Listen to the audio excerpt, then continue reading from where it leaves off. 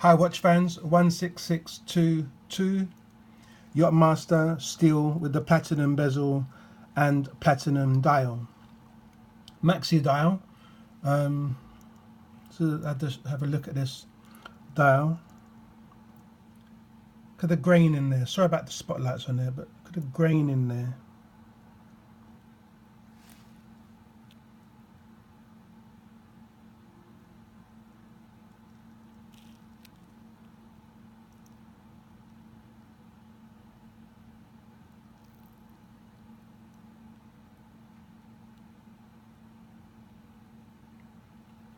$40mm case. As with most of the sports, are about 12mm thick. Trip lock crown on there. You can see. Polished side cases, tapered in comparison to some other watches in the Rolex sports range. Brushed steel on the outside, on the outer links, and polished center links. The YachMaster was the first one to have the polished center links, and they started, I think, including them in on the Submariners. But this is a lovely watch, a very underrated, very kind of like a forgotten watch of the model, only because they don't sell on. But if people start thinking about value for money, I mean, this watch is value for money. It's a nice coronet on the clip there. Flip lock as standard on these watches, apart from the new Yachts that have I think they have an easy link. I don't think they have the glide lock. I like the holograms. I don't know, I've always liked the watches with the holograms. So solid end links on here, and you can see the brushed steel on even on the outside. I mean, they've got the polished center links, and but on the inside they haven't just left it as a plain unattended part of the steel. 904 steel, which is able to, I think, for Rolex to give them the sheen they're looking for without too much effort. If they use like a 316, which is what is used on the center clasp area, so stronger steel, you can't do much with it like to get it to look aesthetically beautiful. So hence you use 904.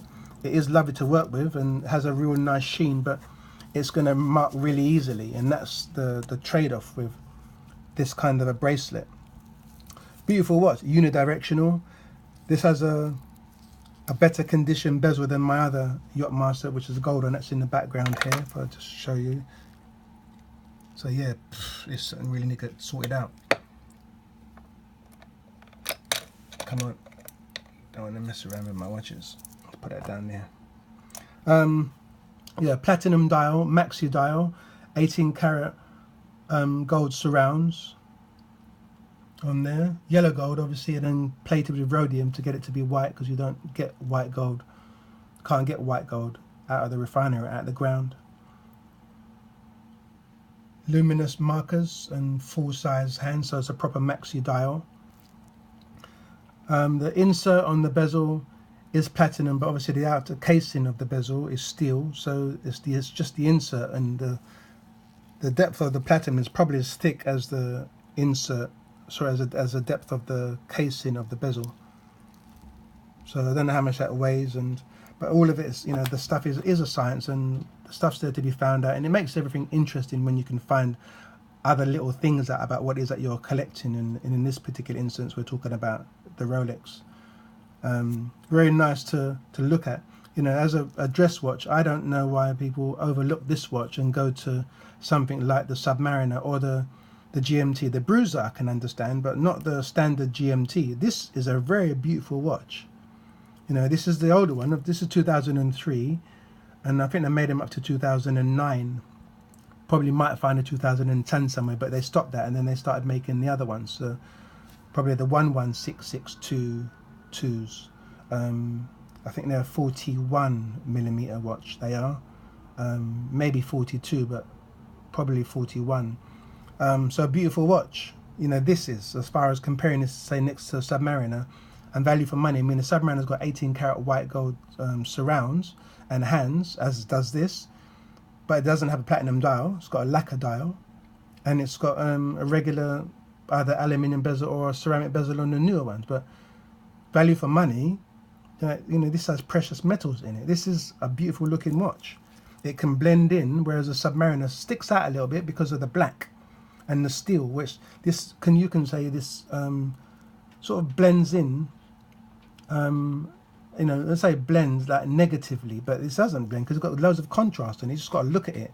So for those that look past it, probably, you know, they don't look at the watch, but look at the contrast. There's loads of areas of contrast on this watch, and it's not always shouting in your face saying look at me, but when you see it, you recognize, okay, there's only one watch that looks like this. So it speaks for itself.